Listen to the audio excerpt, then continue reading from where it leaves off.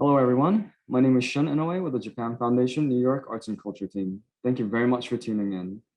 Today, we're excited to present the 6th episode in our JFNY Literary Series, in which we're inviting notable writers of Japanese literature and their translators to discuss their work, speak on the art of translation, and touch upon the current literary scene in Japan. This has been made possible with the generous help of the collective, Strong Women, Soft Power, formed by renowned translators Allison Markin Powell, Ginny Takemori, and Lucy North. They have kindly agreed to participate in this series as our curators. Today, we have invited author Kyoko Nakajima and translators Ian MacDonald and Ginny Takemori. Our discussion today will be moderated by author David Peace. For those of you who are interested in reading works by Kyoko Nakajima, we have provided some links in the description below. Our esteemed interpreter Bethan Jones will be providing interpretation from Japanese to English and vice versa. And with that, I'd like to pass this on to Allison-san to introduce our speakers for the day, and I'll see you all at the end. Thank you, Shun-san. I'm Allison Markin Powell. I'm delighted to be representing my fellow translators and members of Strong Women, Soft Power, Ginny Takemori and Lucy North, and to introduce our guest speakers for this 6th event in the series. Kyoko Nakajima is an award-winning and best-selling writer. A collection of her short stories, Things Remembered and Things Forgotten, translated by today's guests, Ian MacDonald and Ginny Takemori, was published by Sword of Books in May of this year. Nakajima-san's novel, The Little House, Chiisai Ouchi, which won the 2010 Naoki Prize and was adapted to film by the internationally celebrated director Yoji Yamada, was published in English in 2019, also in Ginny's translation. She has won many other literary prizes for her novels and short stories, and she's also well known for her book reviews and interviews with other authors. Ian MacDonald began translating short stories while an undergraduate at Wesleyan University, before spending 3 years in Japan as an English teacher, and later earning a doctorate in Japanese literature and art history from Stanford. In 1997, he won the first Shizuoka International Translation Competition, after which she began translating professionally and spent 2 more years in Japan. Starting in 2002, he translated 4 titles for the Japanese Literature Publishing Project. His book-length translations include Okamoto Kido's 1920s classic, The Curious Casebook of Inspector Han Shichi, Natsuhiko Kyogoku, Gothic horror series, 100 Tales of Karma, art historian Katsuhiko Takahashi's The Case of the Sharaku Murders, Akimaro Mori's Agatha Christie award-winning mystery, The Black Cat Takes a Stroll, as well as several titles by historian Nanami Shiono. Ginny Takemori is an accomplished translator. She has translated fiction by over a dozen early modern and contemporary Japanese authors, but she is perhaps best known for her English translations of Sayaka Murata's works. Her translation of Murata's worldwide bestseller, Convenience Store Woman, was awarded the 2020-2021 Lindsley and Masao Miyoshi Prize. Things Remembered and Things Forgotten is her most recent publication. She lives in Japan. And we are very honored to welcome as moderator David Peace, named in 2003 as one of Granta's best of young British novelists, who was born and brought up in Yorkshire. He is the author of the Red Riding Quartet, GB84, which was awarded the James Tate Black Memorial Prize, The Damned United, Red or Dead, which was shortlisted for the Goldsmiths Prize, Patient X, and the Tokyo Trilogy, Tokyo Year Zero, Occupied City, and most recently, Tokyo Redux, which was published earlier this year. He lives in Tokyo and lectures in the Department of Contemporary Literature at the University of Tokyo. David will lead a discussion with Nakajima-san and Ginny and Ian, focusing on Nakajima-san's trajectory as a writer and Ginny's and Ian's as translators, and especially about their collaboration on this recent story collection. We will then be treated to readings in Japanese and English of excerpts from the stories, followed by further discussion. I will then come back on screen with some additional questions. And now I'm delighted to hand things over to David Peace. Thank you, Alison. And to the Strong Women Soft Power Collective and to the Japan Foundation New York for inviting me to participate in this literary talk tonight. It's a wonderful series. It's always fascinating for me to be able to listen to other authors and writers speak about their work, but it's particularly great, I think, for me anyway, to be able to also speak with Ginny and Ian. Every day I'm in constant awe and gratitude to the work of translators who've made my world, the world of literature, much closer and yet bigger. And so it's just a rare opportunity for me to get to speak with translators as well as the authors. So thank you, all of you. This is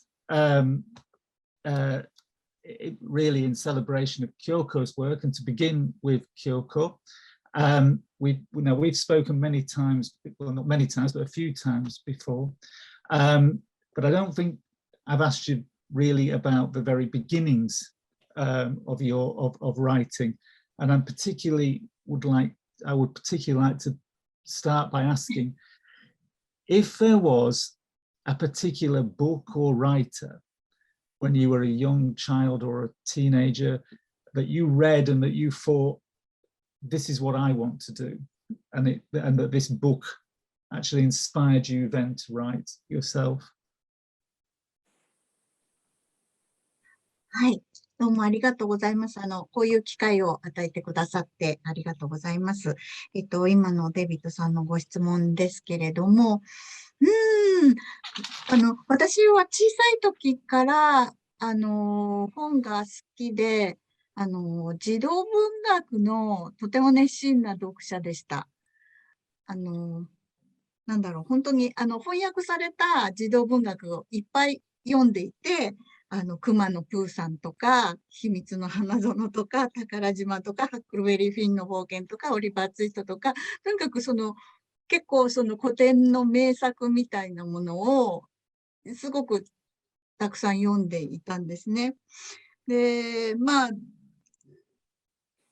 えば、ハックルベリー・フィンとか、オリバー・ツイストとかは、別に子供が主人公だっていうだけで、いわゆる児童文学ではないかもしれないんですけど、やっぱり子供の本の延長線上にそういうものがあって、で、そういうものをこう読み始めて、そしてなんか中学生の時にディケンズをすごく読んでたんですね。大好きだったんです。で、それと同じ頃にやっぱりハマって読んでたのは夏目漱石です。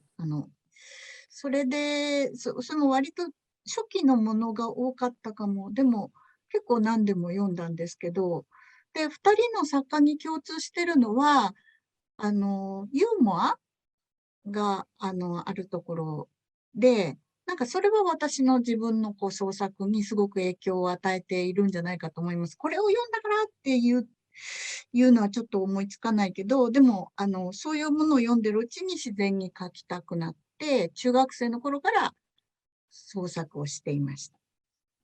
That you're reading Dickens in junior high school. That was out of choice. 好きだったんです、すごく。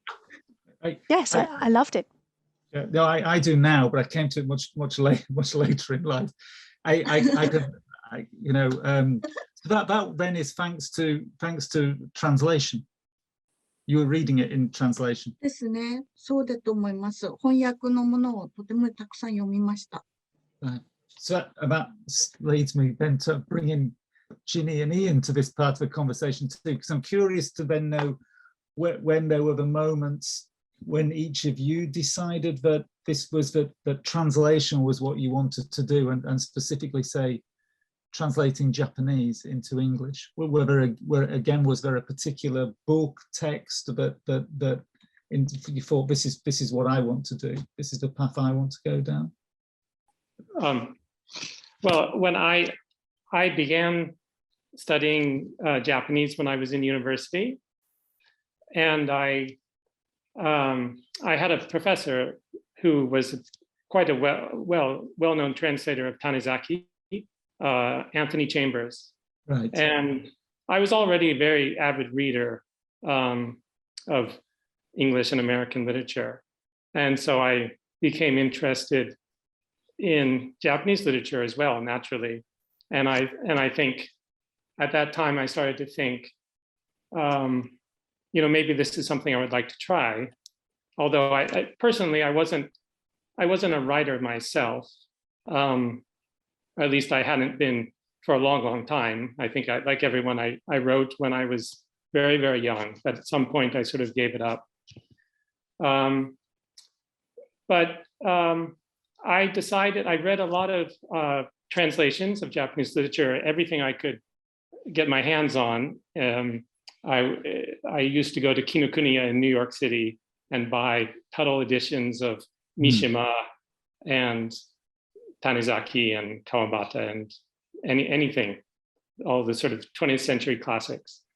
And for my graduation thesis, as part of the thesis, I chose a short story by Mishima, which had never been translated before.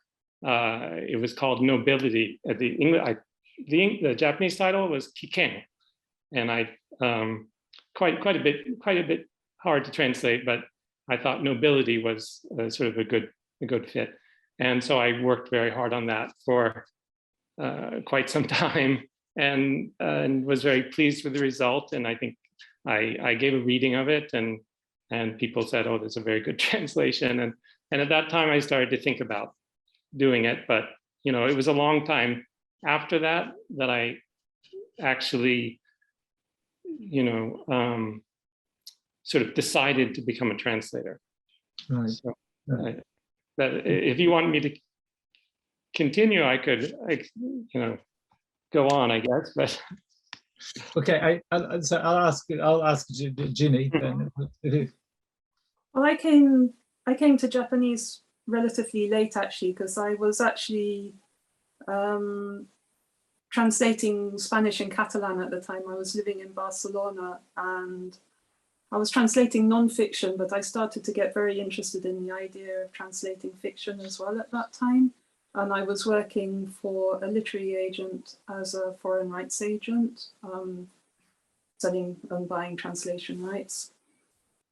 And I got very interested in Japanese through several routes. There was a lot of pop culture in Catalan at the time, a lot of manga and anime, and I was buying like the weekly Dragon Ball manga, and I was watching Yawara and Dragon Ball and other anime on Catalan TV, and I was really, really fascinated by it. Oh, and the Miyazaki Hayao films as well were on the TV as well. And then I discovered that the literary agency I worked for actually represented the Japan Foreign Rights Center, one of the agents in Tokyo. And I started reading all the English translations they'd sent us. And I started to get really, really fascinated with Japanese literature. And I'd also always wanted to study a language that was very different from the European traditions as well. So to cut a long story short, I just suddenly really felt the need to learn Japanese. So I dropped everything and I went to do a 4-year degree course at SOAS at London University. And after graduation, I got a job at Kodansha International as an editor in Tokyo. And I finally, in 2006, I went freelance to focus on translation. And that's how I basically came to that. Right. So there wasn't one particular text. There wasn't one particular text at all. It was rather the idea of translating literature. I already knew I liked the process of translation. I was working as a professional translator from Spanish and Catalan into English.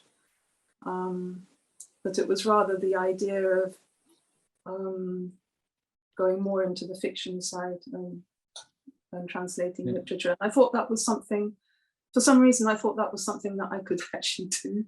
And I really wanted to try that, so that's what I did. And Ian mentioned that he said, like everybody, he'd written at one time but then stopped doing it. Had you written yourself? I've never been a big writer. I mean, I've written essays and I've written a few articles or something like that, but I don't really, writing is not something that comes easily to me at all. I work really, really hard at it. And I'm not sure I can actually write fiction myself.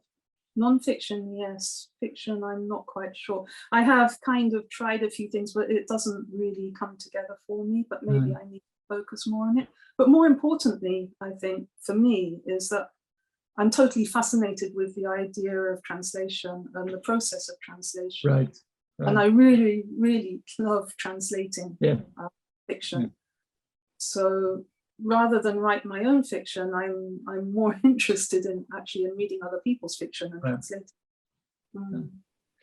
Which brings me back. Sorry, Ian, do go on, Oh, if I could just jump in. I wouldn't say that I, like Ginny, I would also say writing doesn't come easily for me.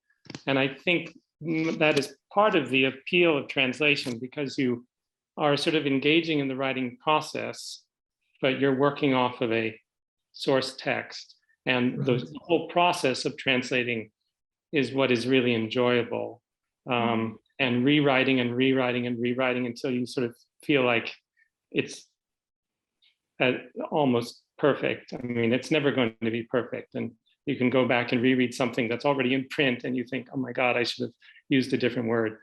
But when I said I used to write, I mean, as a child, I used to enjoy writing stories for class. And in my free time, I'd also sort of write stories, but, you know, I sort of grew out of that, I guess. Which does lead me to Kyoko, who didn't grow out of it, like myself, and continues to write stories. So it was you were saying, but it was, say, Dickens, but as one, and Soseki that were inspirations, and that was how you began to write then in junior high school. I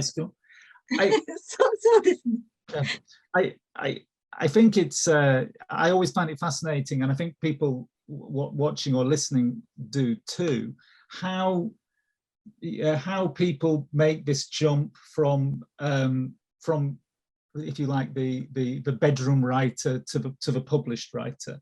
How I know it's a very difficult, probably and hard question to answer, but could you tell us a little bit how you went from the writing you did yourself and then the process by which you first became published? もうそれは長いプロセスがあります。私は中学生の時に書き始めたんだけど、プロの作家としてデビューしたのは39歳なので、すごく長い時間があったんですね。でも、Sorry, can I interrupt there to say I think that makes it even more fascinating to people, that it's not, you know, I think that makes it even more fascinating. I mean, I was in my 30s too, and I think that's the fascinating thing, because I think many people write and I think it's very inspiring when someone doesn't give up. And so if you could tell us that about how you then came to be published. そうですね。私は、ずっと、こっそり書いてはいたんですけど、出版社に就職してエディターをしてた時はすごく忙しくてなかなか書けなかったんですね。で、それやめて、で、しばらくしたらやっぱりムクムク書きたくなったんで書いたんですけど、でもね、うちで一人で書いてるのと出版されるのとにはやっぱり全然違うものがあるので、4年もかかって書いてたんですけど、どうしたら出版できるのかわからなくって、で、結局、講談社っていう出版社に作品を送りつけたんですね。それで、編集者に見てもらって、1年後に出版されました。Sorry, could I, this debut work was a short story or a novel? いえ、長い小説でした。で、長い小説だったから、ちょっとデビューが難しかったというのは、日本では、文芸雑誌がいっぱいあって、そこにこう、作品を送ると、新人賞っていうのを、取って、新人賞を取ってデビューするっていうのが割と、よくあるコースなんですね。でもそれは、短い作品にあげる賞が多いので、特に私がそのデビュー作を書いたときには、とても長い作品だったので、それをこう受け付けてくれる新人賞がなかったんです。それで、直接出版社に送ることになりました。And so it's quite an atypical route. As you say, many Japanese writers go through the process of the short stories and the prizes and so forth. Do you feel that the way that you came up being a different way? Was it an advantage, a disadvantage to? I mean, how do you feel? I mean, do you feel it was a particular handicap or? そうですね。私はラッキーだったとは思います。それがあまり、よくある、なんていうか、手段になってないので、日本では。だから、うまくいくかどうかは、ちょっと、賭けをするようなところがあったんですけれど、私はちょっと、まあ、いい編集者にも出会えたし、ラッキーだったと思います。So this was the debut work. This was Futon. Yeah. The work that's been translated, your work so far that's been translated, The Little House and the stories from the collection Things Remembered, Things Forgotten, are more recent. This is a difficult question, and I wouldn't particularly wish to be asked it myself. However, do you feel looking back on your work, how would you say your work has changed? And again, if there was a particular influences or moments that have helped. I mean, sometimes I find in my own work that reading the work of others sometimes helps me to move forward. I suppose I'm asking if there's something similar, if there's been, you've noticed particular influences or how your work has changed.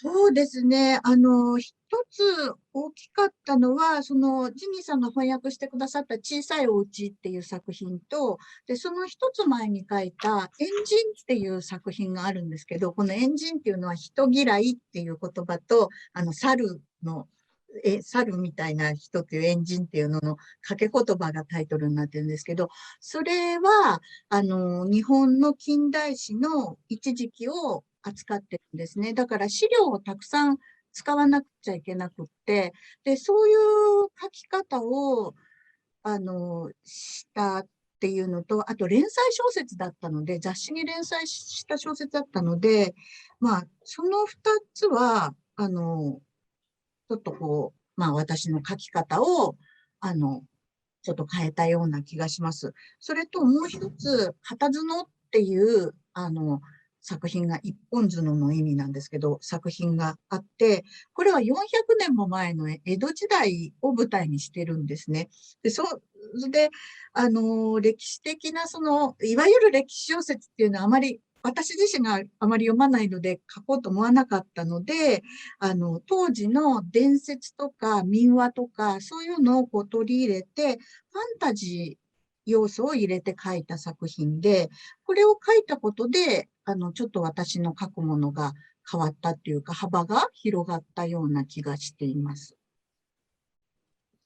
It's interesting that you mentioned the serial format, which actually again is reminiscent to say British viewers will be reminiscent of say the era of Dickens, who was writing in the serial format. I wonder, because we don't use this format anymore, sadly. I wonder if any of you could tell us, you know, if it has for you as a writer advantages, disadvantages. そうですね。この連載小説を書いているって話をすると、外国の友達はみんなすごくびっくりして、そして、そんなディケンズみたいなことってイギリス人には言われたし、そんなアレクサンドル・デュマみたいなことってフランス人には言われたし、すごく驚かれるんですけど、日本ではとてもポピュラーなスタイルです。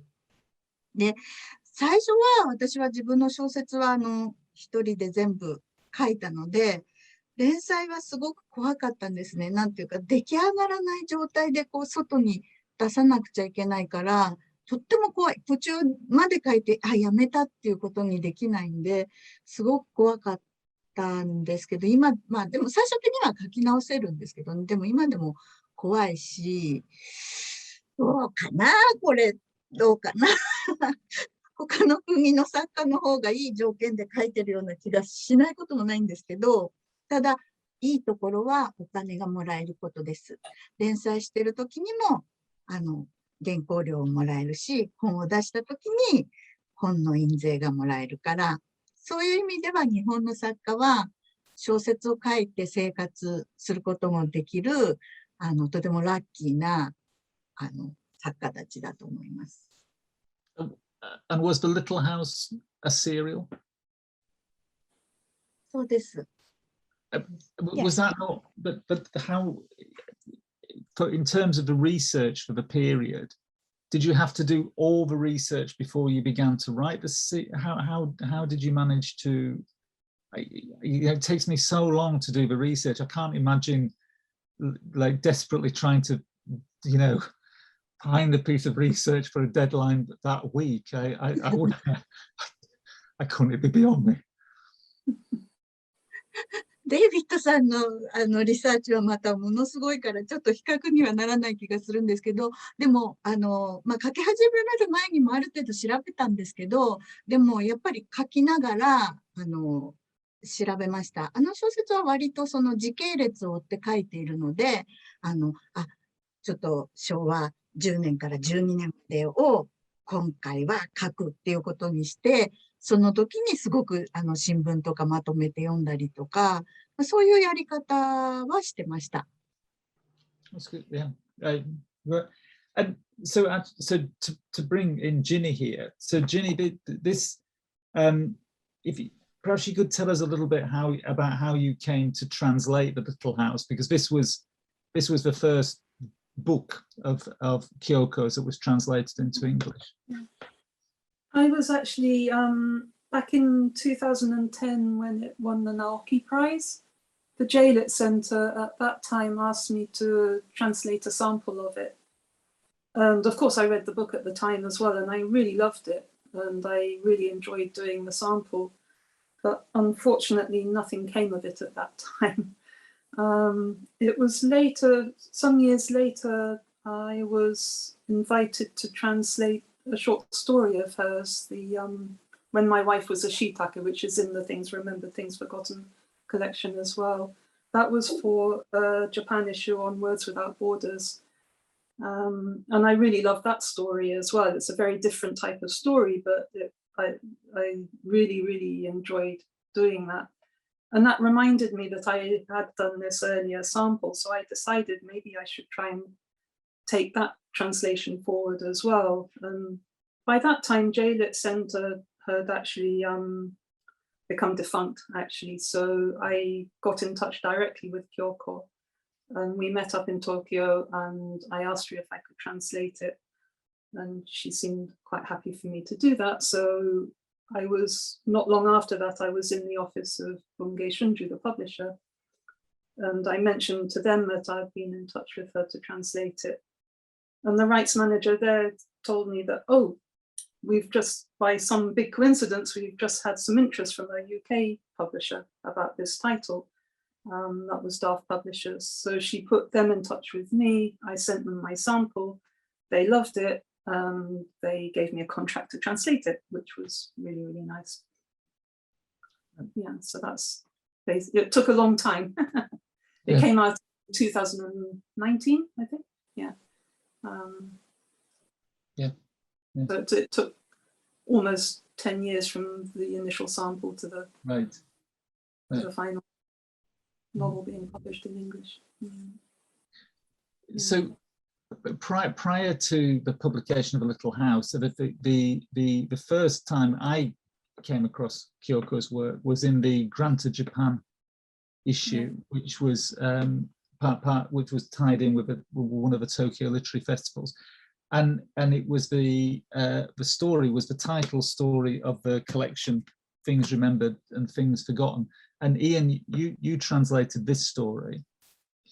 Right. And actually, when we were talking earlier, you remind, because I had a story in this collection too, in the Granta thing, and you reminded me actually that these were we were asked to do these. They weren't. But so I'm interested in that process. Had you agreed to translate this work before Kyoko had finished writing it? No. Well, I should also mention the Granta. There was the English edition and then the Japanese edition. So some of the writers like you wrote in English and some wrote in Japanese, and then they were translated. And they both, so it came out in English and in Japanese, two separate volumes, which was I think a very interesting idea. No, but so when they, I guess they had commissioned all the original works from the writers and then started looking for translators. And David Karashima, who was involved in that project, I believe through the Nippon Foundation, he asked me and Ginny and some of the others, translators who had been involved in various programs with the Nippon Foundation, workshops and things like that, which I started attending in 2010 when we were on a program at the University of East Anglia. And then there were some workshops in Tokyo around 2013 and 14. And so that's how I guess I came to David's attention. And he asked for some, I don't know why, he didn't give me a choice of works. He said, would you like to do this one? And I hadn't heard of The Little House or any of Kyoko's works. But I read it and I liked it, and I agreed to do it, and I'm very glad I did, because it was just a wonderful story. I mean, it's the first time I read it, I knew it was something very special. Yeah, yeah, it's one of my favorites. I've used it in your translation. I use in my classes, creative writing classes. Kyoko, just to use that story as an example, because that was a commissioned. So that was a piece you wrote that piece specially for this Granta, or it was a piece that you'd written. You wrote it specially for the Granta.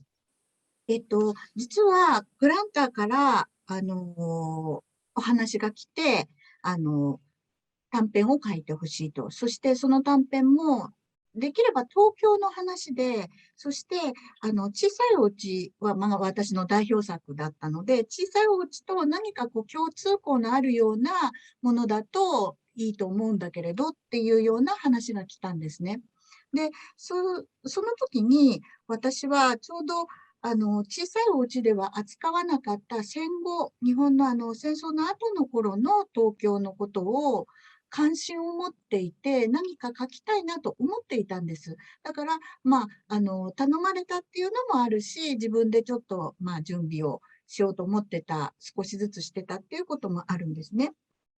で、それで東京の戦後を題材にすることにしたんですけれども、友達が月島に住んでて、月島っていうのが、割と銀座に近いところにある町なんですけど、空襲に遭わなかったっていうことを知って、で、それで月島の歴史を調べたっていうのが一つあるんですけど、その一方で、その時、ちょうど、私の父がアルツハイマーになって、で、日常的にその記憶を失っていく老人と一緒に、いたというか、接してたんですね。で、その体験は実はその短編集の中のもう一つGPS っていう短編にも私の父との体験は反映されてるんですけれど、記憶障害のある老人と日本の戦後っていうのは何かこう私にすごく引っかかるものがあるらしくって、実はデビュー作のフートンっていう、布団っていうデビュー作でも扱ったものでした。それからですね、この覚えていること忘れてしまったことっていうののリサーチでいろんな、小説を読んだり映画を見たりしたんですけど、そのリサーチのためだけではなくて、私は前から小津安二郎の長屋新四録っていう映画が大好きで、それが戦争中にちょっと親と離れちゃった男の子の話なんですけれど、この覚えていること忘れてしまったことっていう作品は長屋新四録へのトリビュート作品でもあります。その映画にインスパイアされたところもすごくあります。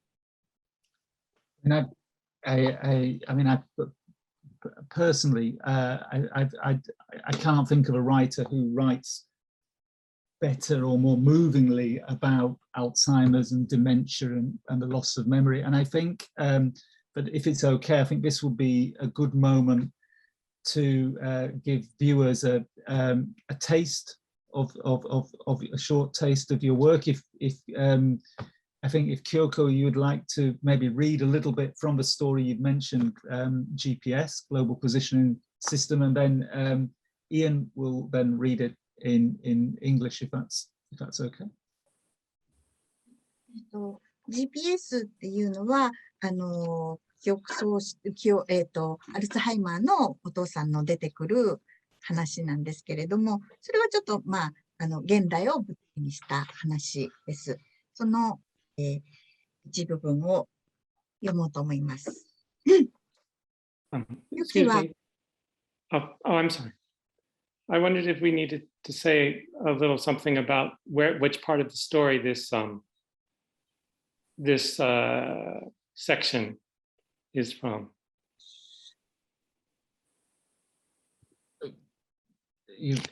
Yes, this is from the end of the story. Yes. So this is the last scene of the story, and the story about the old gentleman is framed. It has this wonderful, she uses this wonderful framing technique. At the beginning and at the end, there is a section featuring the main character and these two little girls. このお父さんと若い2人の女の子には全然血縁関係はありません。読みます。ユキは妹のルイの手を引いて、チケット売り場の前の老人に近づいた。こんばんは、とユキは言った。こんばんは、とルイも言った。こんばんは、と翔平が言った。Leading her little sister by the hand, Yuki approached the old man in front of the ticket booth. Good evening, Yuki said. Good evening, Ree parroted. Good evening, replied Shohei. あれに乗りたいんだけど、大人がいないと乗っちゃいけないって言われたから、一緒に乗ってくれますか？券があるんです。翔平は自分がどうしてここにいるのかわからなかった。何をしに出てきたのかも、どうすれば帰れるのかも忘れていた。ただ、目の前にゆるゆる回る観覧車を見つけて、引きつけられるように歩いてきてここに立っていたのだった。We want to ride the merry-go-round, but they won't let us on without a grown-up. Will you ride with us? I have tickets. Shohei didn't know why he was there. He couldn't remember why he had left home or how to get back. All he knew was he had spotted the Ferris wheel from the station and walked towards it, like a moth drawn to a flame. And now he was standing talking to these two little girls. 小さな2人の女の子に翔平は話しかけた。あんたたちあれはどうしたのかな？あんたたちの、お母さん？そうだよ、お母さんだ。今日は仕事で遅くなるの。だけど遊園地に行ってメリーゴーランドに乗ってきてもいいって。一回乗ったら帰るの。でも大人がいないと乗せてくれないの。だけど、なんだ。もう一つのあれがあるだろう。お父さん？そうだよ。お父さん。お父さんも仕事なの。でも、二人が家に帰る前に、私と妹も戻らなくちゃ。一回だけメリーゴーランドに乗ったら帰るから、一緒に乗って。But what about your, he began. I mean, where is your, our mom? That's it, your mother. She's working late tonight, but she said we could come here and ride the merry-go-round just once. Then we'll go straight home. But they won't let us ride it without a grown-up. But what about your, the other one? Don't you have our dad? That's it, your father. He's at work too. My sister and I have to be home before they get back. We just want to ride the merry-go-round once. Then we'll leave. Please ride with us. あんたたちはなんだ。あれはそういう、帰るところがあるだろう。うち？大丈夫。来るときも二人で来たから帰れる。そうか？うん、大丈夫。ありがとう。メリーゴーランドに一緒に乗ってくれる？うん。と、翔平はうなずいて、小さな女の子の差し出した手を握った。But do you know how to, do you know where what you just said is? Our home? Don't worry. We came here on our own. We can get back all right. Are you sure? Don't worry, we'll be okay, thank you. Now, will you come on the merry-go-round with us? Shohei nodded and took the small hand proffered to him. 回転木馬の係のアルバイト男性は、また来たのかよ、と不審そうにしたが、おじいちゃんと一緒なの。ユキが言うのに、そうだよ、おじいちゃんだ、と老人がうなずいたので、肩をすくめてゲートを開けた。ユキとルイの顔が電飾の下で嬉しそうに輝く。ちいちゃいのはおじいちゃんと一緒に乗ってください、と係の男性が言うので、翔平はユキの隣の木馬にまたがり、係の男が勢いをつけて抱き上げたルイを足の間に座らせた。2周しますから、一度止まっても降りないでください。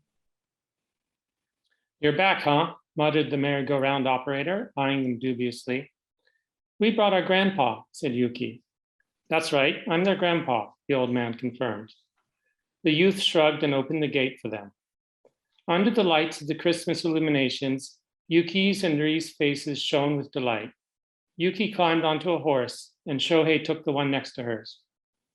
The little one's got to ride with you, Gramps, said the operator, giving Ri a heave up and placing her on the back of Shohei's horse, in between his legs. I'll run it twice. Don't get down until it comes to a complete stop the second time. 音楽が鳴り、舞台が回り出し、木馬が上がったり下がったりし始めた。翔平はおうと息を漏らし、足の間にいる小さな女の子を片手でしっかり押さえた。回転木馬が光をまき散らしながら夜の後楽園を回る。隣の女の子は時々馬から片手を離して、翔平に手を振って笑う。なんだかとてもよく知っているように感じられるぬくもり、熱と一緒に伝わってくる重みが翔平のももと腹のあたりにあった。翔平の腹に体を預けた小さな娘がとても可愛らしい高い声で笑い、首をねじって見上げてくる。The music began to play and the merry-go-round started moving, the horses rising and falling on their poles. Shohei gave an audible gasp and with one hand held firmly onto the tiny girl the young man had placed in his lap. The merry-go-round spun round and round, scattering rays of light into the darkness. From time to time, the girl on the other horse turned and smiled and waved at him with her free hand. The small, warm body pressed heavily against Shohei's thighs and stomach, stirring long forgotten, but somehow very familiar memories. The little girl in his lap gave a gleeful, piercing laugh and turned her head and looked up at him. ともかくこの娘をしっかり捕まえていよう。それはとても大事なことなんだ。題名は忘れてしまったが馴染みのあるメロディーが流れ、木馬が回る中で翔平はそう考えた。ラララララララララララララと口をついてメロディーが出てきた。幸福と呼びたいような感覚が腹の底から立ち上がってきた。この日、何十回目かの振動をしている GPS 機能付き携帯電話をコートのポケットに入れたまま、翔平は幼い娘たちと木馬に乗ってくるくると回り続けた。All Shohei knew, as the melody whose name he had forgotten played and the carousel sped round, was that what he had to do at that moment was hold on, for all he was worth, to the tiny life that had been entrusted to him. He began to hum the notes of the familiar melody. La la la la la la la la la la la la la. And an emotion he was tempted to call happiness welled up inside him. For the umpteenth time that day, Shohei's GPS-enabled mobile phone vibrated away, forgotten and unnoticed in the pocket of his coat, where he had put it that morning, as he and the two little girls raced round and round on their horses. Thank you both of you. I think that's a real taste of the collection. It really is a wonderful collection, brilliantly translated. Ginny, how could you tell us a little bit about then how you came to select these 10 stories, how you decided who translated which story, and then the process they went through, and to what extent Kyoko was involved and so forth? Well, the selection of stories was initially made by Kyoko. She made I can't remember how many stories she had, maybe about 15 or 20 stories or something initially. And Ian and I looked at these and decided who would write reports on them for the publisher, for the UK publisher. We just wrote very short reports on each story and gave our opinions on them. And then the publisher made the final decisions on which ones to include. And as for how Ian and I divided them up amongst us, if you like, for example, if I had already translated When My Wife Was a Shiitake, which is the title story of a collection of books, and there's another story, The Pet Civet, is in that collection. So we decided, okay, I'll do that one. Ian particularly wants to translate the collection of stories Nagai, owakare, the long goodbye. So he took the global positioning system story. And so we went through all the different, they come from lots of different collections of stories. There was one collection that we both really want to translate, which was Ghosts. So we decided to share that one. So I did the life story of the sewing machine, and Ian did Keraro's paper plane from that one. So that's... And there's one more, and also Harajuku House is also in that collection. Is that right? Oh, from Ghosts, yeah. Okay, yeah. That's good. Yeah. No, so just I think if it would have been impossible to sort of stick to the rule of one book for each of us, because it just wouldn't have worked out. I mean, we were thinking that if we translate a whole collection, probably it's better that we take the whole collection for ourselves. So that's why we were trying to divide them up along collections like that. But when it came to Ghosts, we couldn't quite accept that because we both love it so much. And so for viewers, how many short story collections do you have published? Have you published so far, Kyoko? 今までに出版された数ですか？とても多い短編集の数、10個くらいあると思います。でもここに選ばれたのは、5でしたっけ？ 5 つの短編集から取ってると思います。So 10 collections of short stories. 日本の作家はとにかく書かされてしまうので。Well, yeah, there's nothing actually stopping other writers from writing. So but it's great that there is that. I mean, actually, it is a testament actually to Japan and the literary culture that there is a market and an audience for so many short stories. Which I mean, it's very, very hard to now get short stories published in the UK, for example. No major newspaper will run a short story.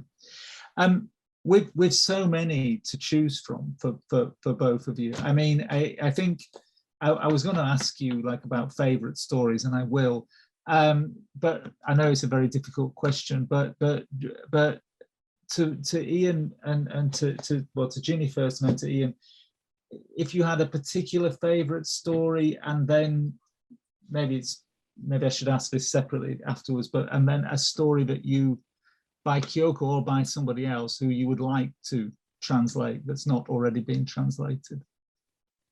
So do you mean a story from this collection, yes, a favorite story yeah. from this collection, yeah. and then also... Yeah. So, yeah, as you say, favorites are a difficult thing because I love all of them. But I think two stories probably had a really big impact on me in this one. The first one was When My Wife Was a Shiitake, which I translated quite a long time ago, actually. But that I thought was a very beautiful and delicate story of a husband who only gets to really know his wife after her death by reading her personal notebook that she jots down recipes and personal thoughts in. And he sees a whole new world that he never knew about his wife. It's very, very touching. And the other story that had a big impact translating this time round was The Life Story of a Sewing Machine, which is quite an extraordinary story because it takes one sewing machine that was made pre-war, I think, by a Japanese maker called Pine, and it was a model 130 treadle sewing machine. But then it started out life in a dressmaking school, and it goes through different incarnations throughout its life. But that takes us through the whole war period, through the post-war period, and up into the present when it turns up in a junk shop, basically. But it's, you know, in so few pages, it's an amazing history of the war, really, seen through this character. It's a personified character as the sewing machine. Yeah, I thought it was fantastic. And actually, to rather spring it on you both now, but I think you're going to read a little bit from this, if that's okay. And this would be a good opportunity, I think.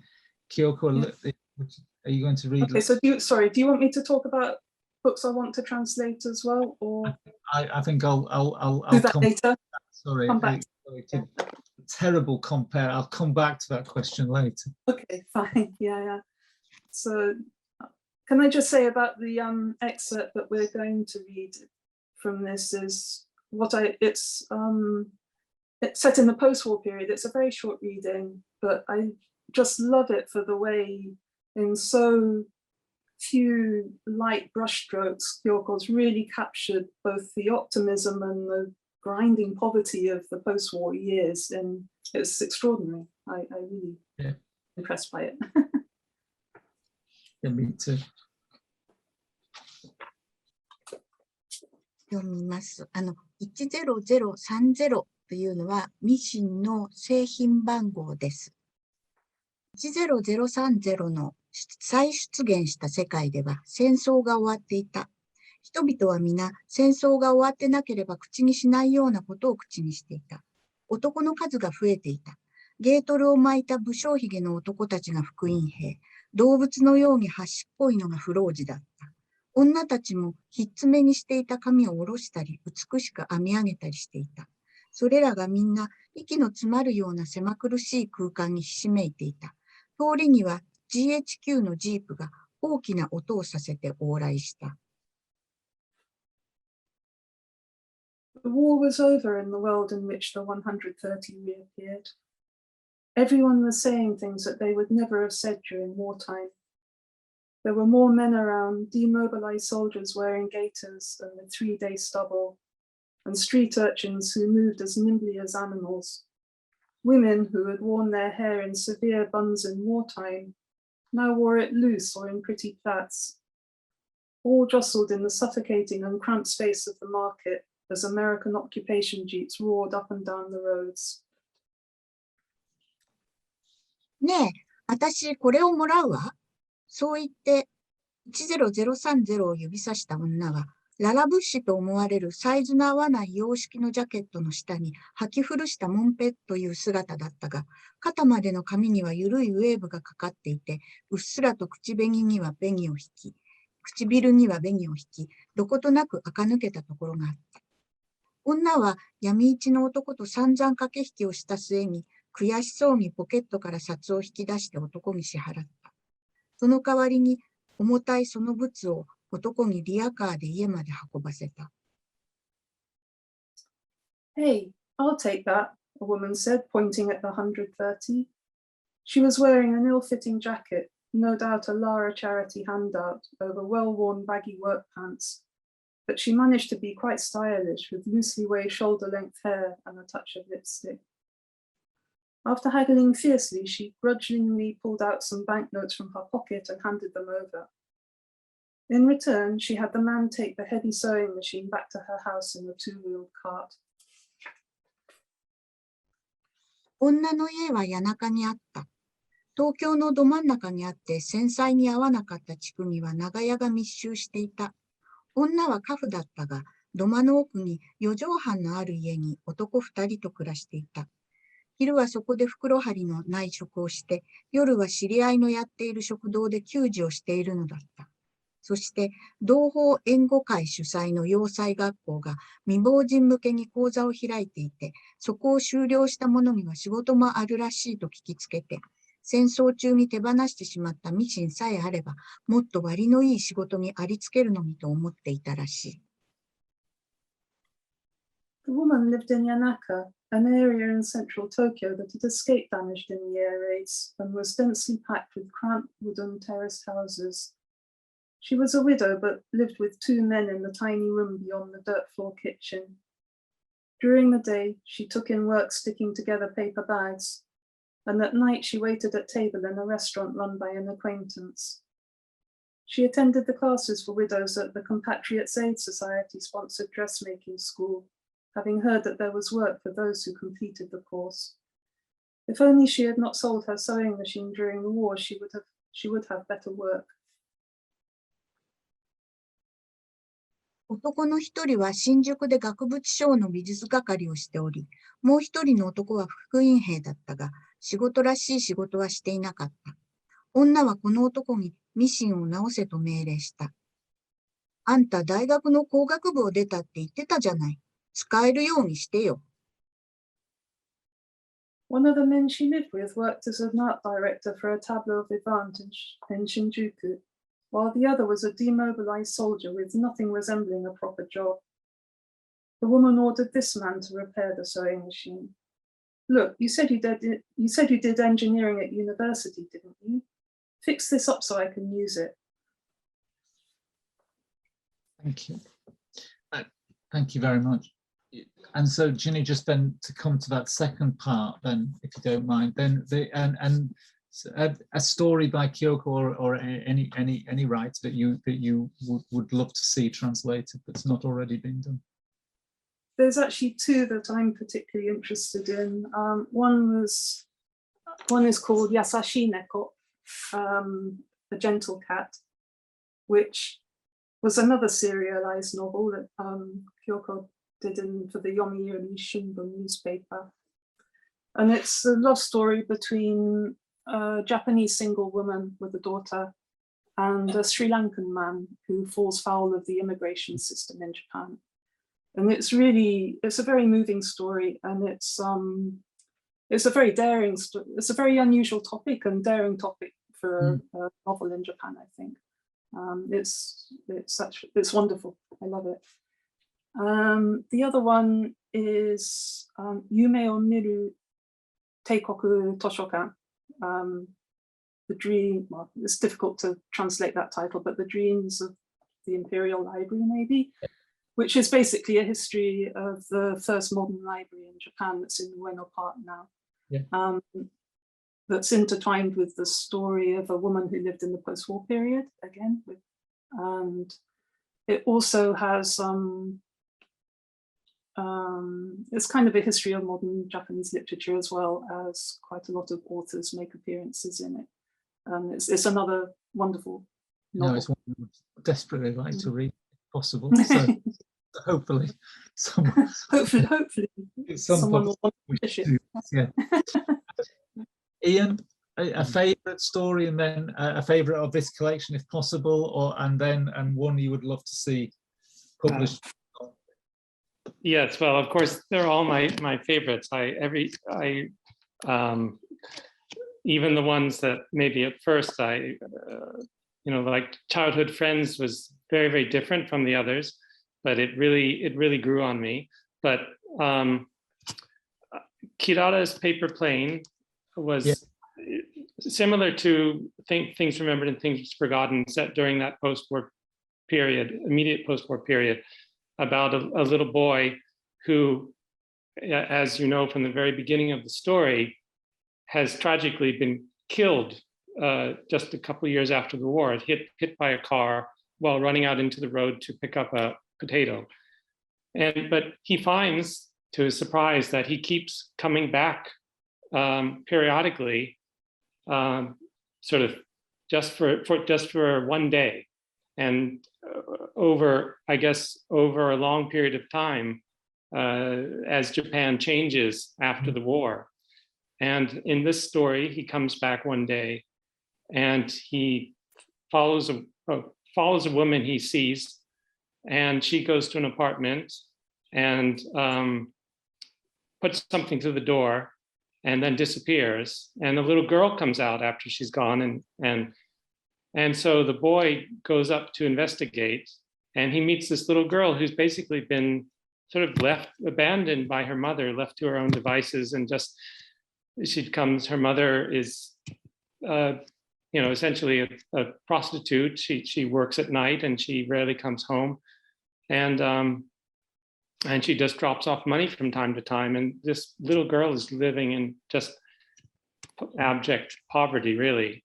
And so Kenta,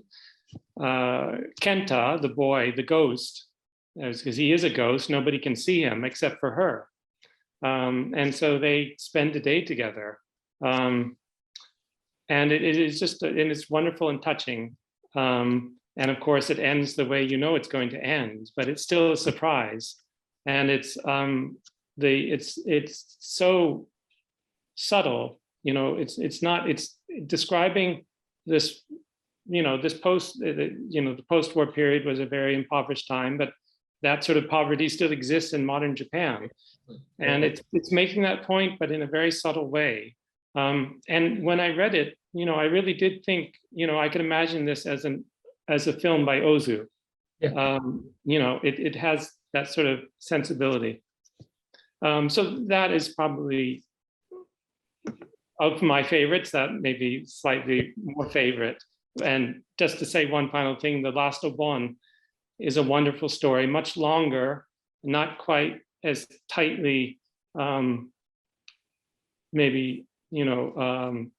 plotted, so to speak, but it has wonderful cast of characters and Kyoko's very subtle humor, which she likes, which comes up in some of the stories, not all of them, but and also it's sort of a ghost story as well.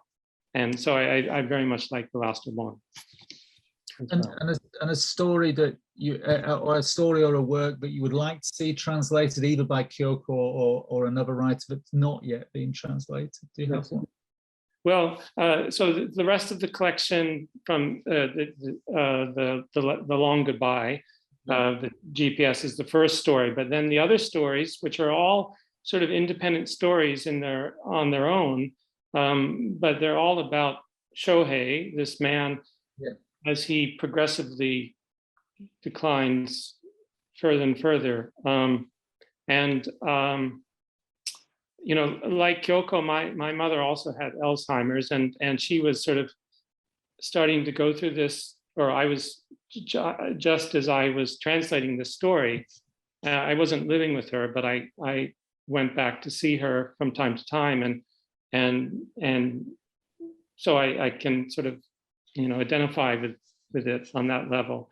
So I think that the long goodbye is certainly something that I would like to see translated, and I would like to translate.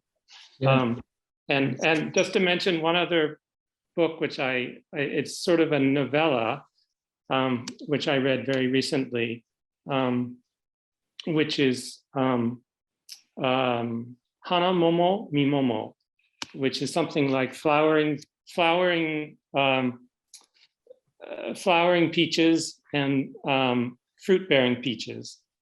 And it's a story about, it's a novella. It's perhaps a little over 100 pages about a sort of woman in her sort of early middle age whose father suddenly passes away and leaves her a small block of flats.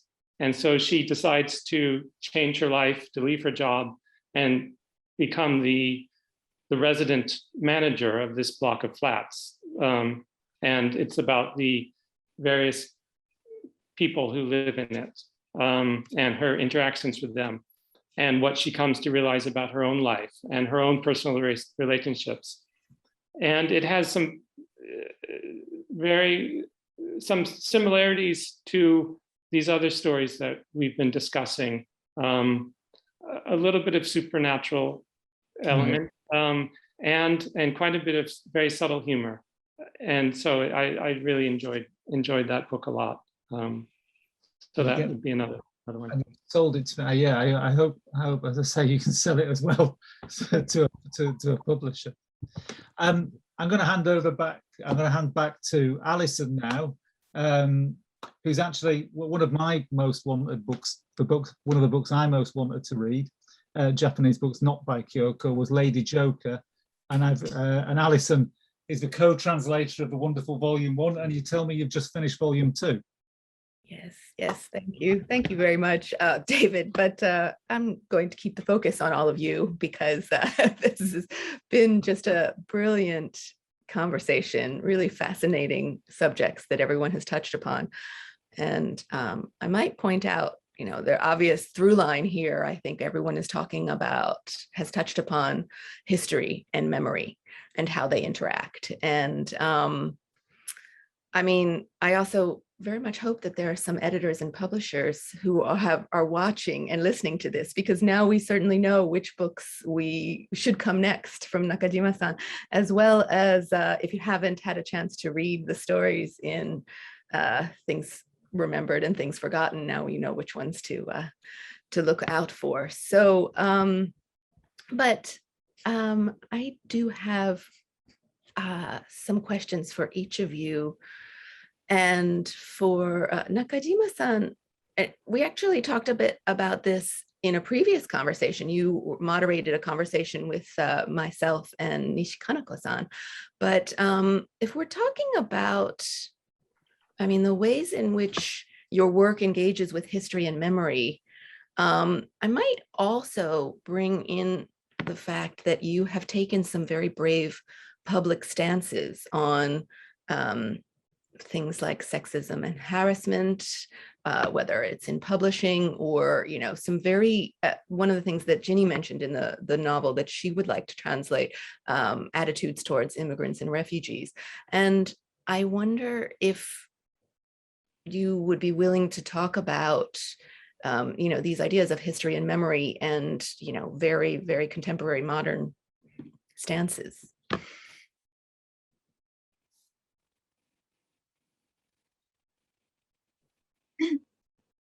私は大学の時の専攻も歴史学科でしたし、もともと歴史、特に近現代史には関心があります。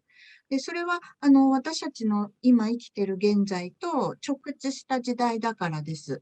で、よく戦争なんかの体験を継承しなければならないみたいなことを言うけど、個人の体験っていうのは人が継承するっていうことはできないと私は思っています。でも、記憶っていうのは、その体験が形を、変えるというか、そういう形を変えて個人に残すものなので、記憶っていうのは、他人が何らかの形で受け止めて、自分のものにしていくものもできることではないかというふうに考えています。で、人の記憶であるとか、土地の記憶であるとか、あるいは建物の記憶、図書館の記憶みたいに、そういうものをこう想像することで、それらをこう自分の記憶に、していく作業っていうのは、小説を書くっていう行為ととても近いものがあるというふうに私は感じています。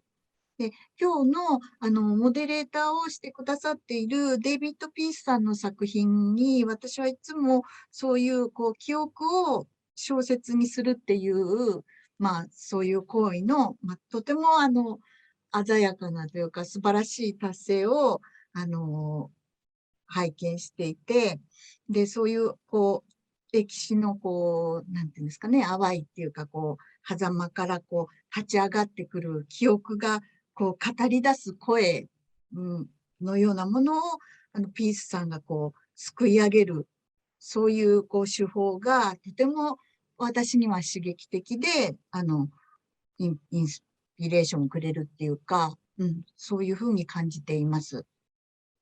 Thank you. That's very kind. I from Kyoko's work, so I get a very similar.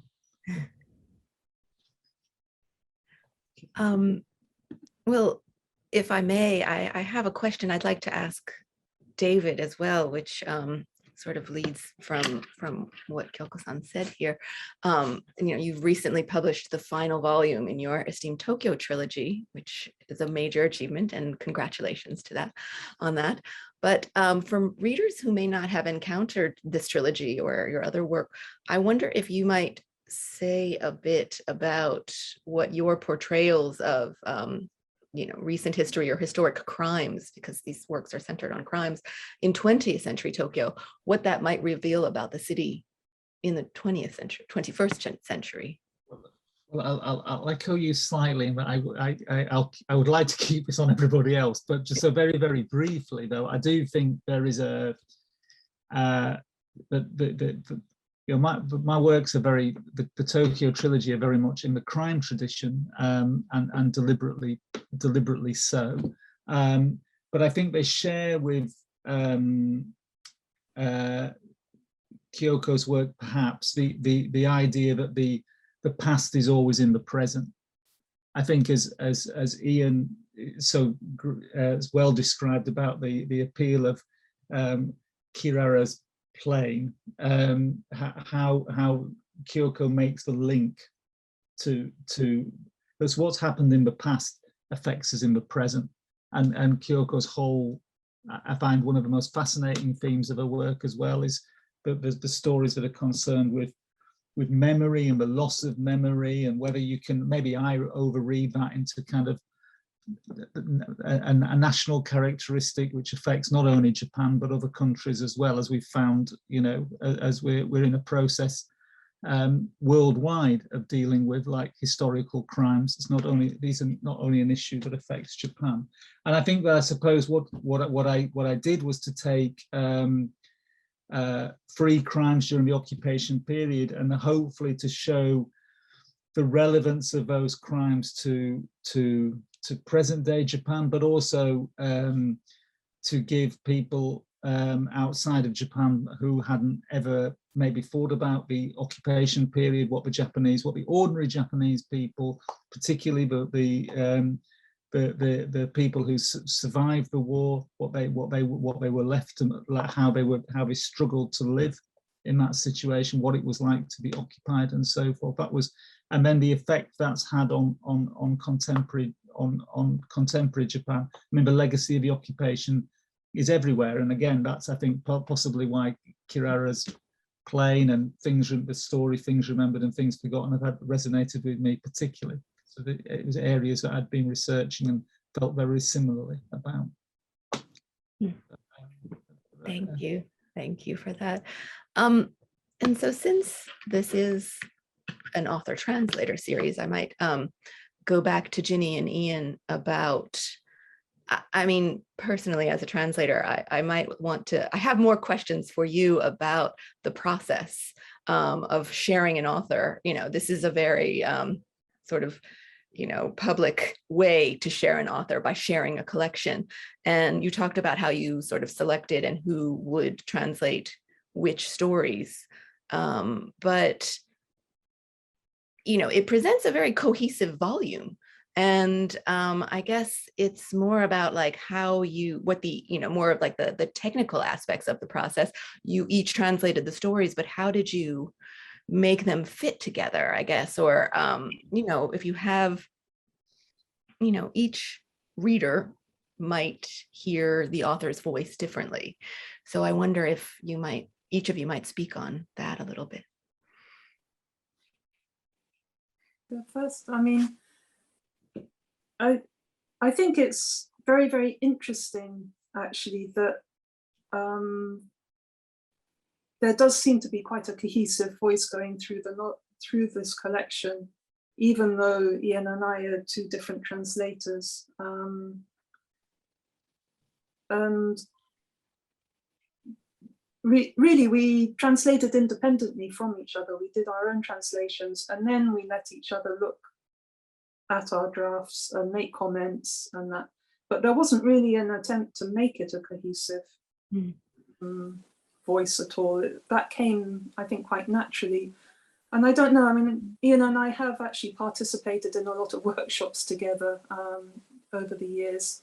And maybe we have developed very similar views on translation, similar approaches. That's quite possible. But it kind of, I find it kind of encouraging because I kind of feel that it shows that maybe Kyoko's voice is coming through very strongly. When, you know, even though we are two different translators. I find it very interesting. Ian, what do you think about it?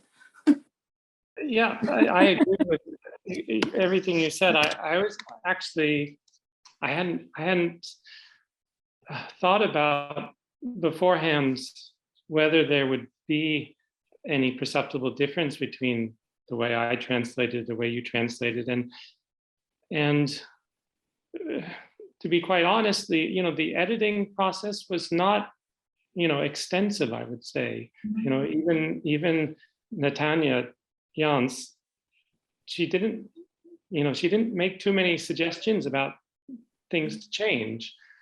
So, I took on board many of Ginny's suggestions for changes, and I think vice versa. I think she took some of mine.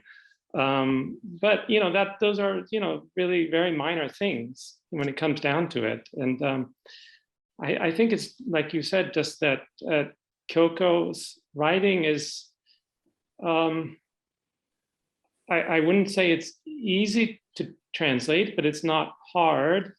But there's a very distinctive voice, I guess, and it's not overpowering. It's not full of slang or modern modernisms. It's quite a simple style. It's a deceptively simple style, I would say.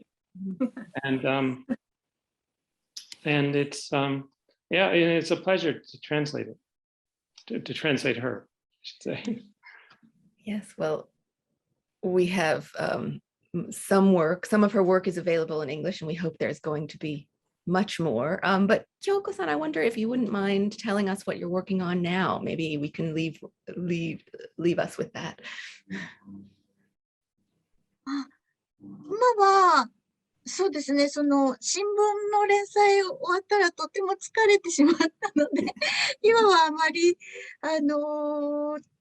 たくさんは今とりあえず連載小説とかはやってなくて、また次に書く小説の構想を練っているところです。All right. Well, I think I can say we all very much look forward to whatever is coming next. And to what Ginny and Ian will translate next. So thank you all so much for this wonderful conversation. And thank you, David, for wonderful moderation. We wish you every success with these publications. And now I will hand it back to Shun-san for closing remarks. Thank you, Allison-san.